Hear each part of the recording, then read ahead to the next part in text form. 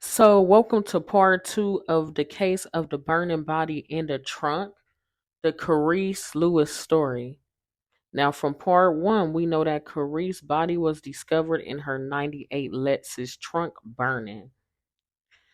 Now, according to witnesses, she was burnt alive because they could hear her screaming in the trunk.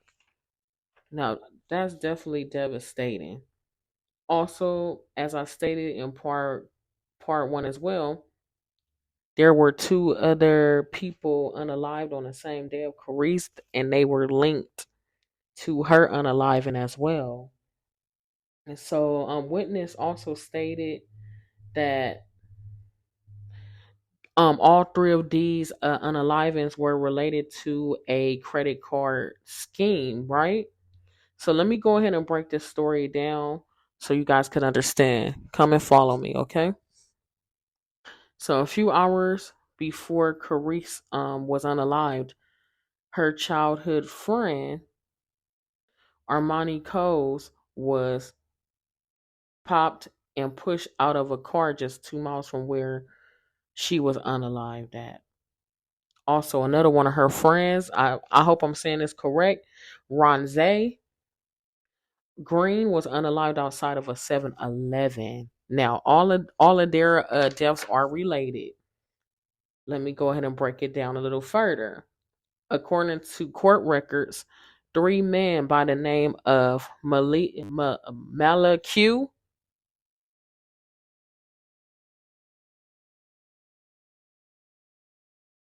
and Malachi Lewis, not related to Kerrice, another man named Aston Briscoe, and another guy named Marcel Vines. They're all connected to the unaliving, right?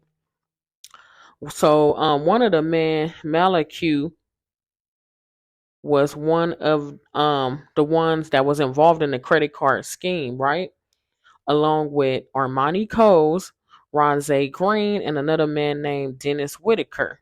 So keep on following, listen close, because I'm about to break it down. So remember from part one, right? Armani Coles and Ronze Green was unalived on the same day as Kerrice. Now, the events of all of these three deaths started like this. So this is how it started. Everything started with the death of Ronze Green. Let me break that down for you. So Dennis thought he was being set up, y'all, by Ronze, Malachi, and Armani. So what does Dennis decide in his mind? That he wanted to take him out. So unfortunately, he found Ronze, and in a 7-Eleven parking lot in DC, he unalived them, right?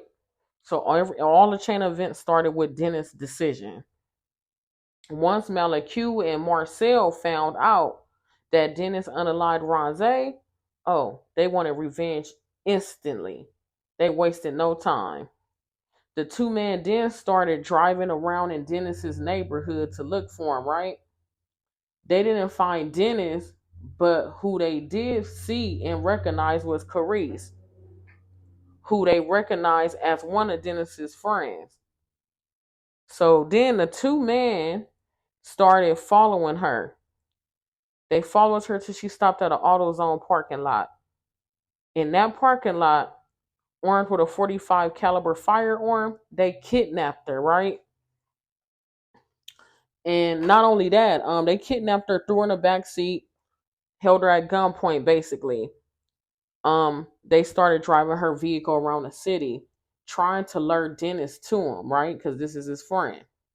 Since they were unsuccessful in luring Dennis to them, they decided to use Kerrice's phone to lure Armani Coles to a location, believing he would lead them to Dennis. So once they lured Armani to him, right, they then kidnapped him. And then they threw him in the back seat and threw Kerrice in the trunk of her own car. As the two suspects started heading back to their neck of the woods, they encountered traffic. They again unsuccessful of luring Dennis out to him, right? But while they were stuck in traffic, they did some crazy stuff, y'all.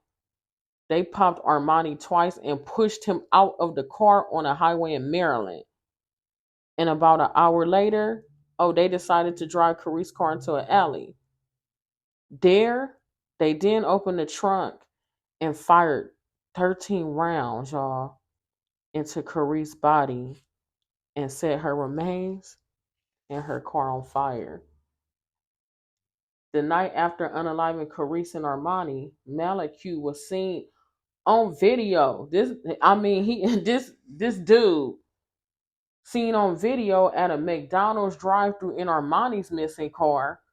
Not only that, he was bragging about it. He was sending text messages and news articles to people stating, "Oh, we ain't done." You know? So, home dude, Malak ain't show no type of remorse, no Nathan, no nothing, right?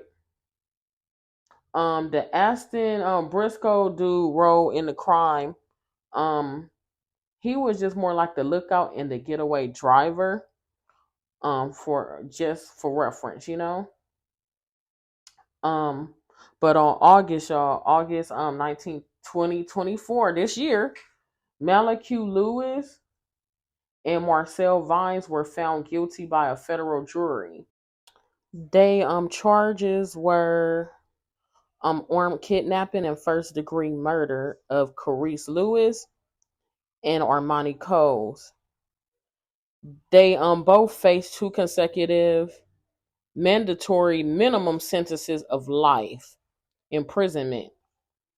And as for Dennis was charged in Ronzay's death, first degree murder while armed. I wasn't able to find was he sentenced yet or not on anywhere. But if he is, just correct me or drop it in the comments below. So I'm gonna end this part 2 by saying rest in peace, Kerrice, Ronzay, and Armani, and my condolences to their families. If you like true crime stories only about the LGBT community, please like, comment, share, and subscribe.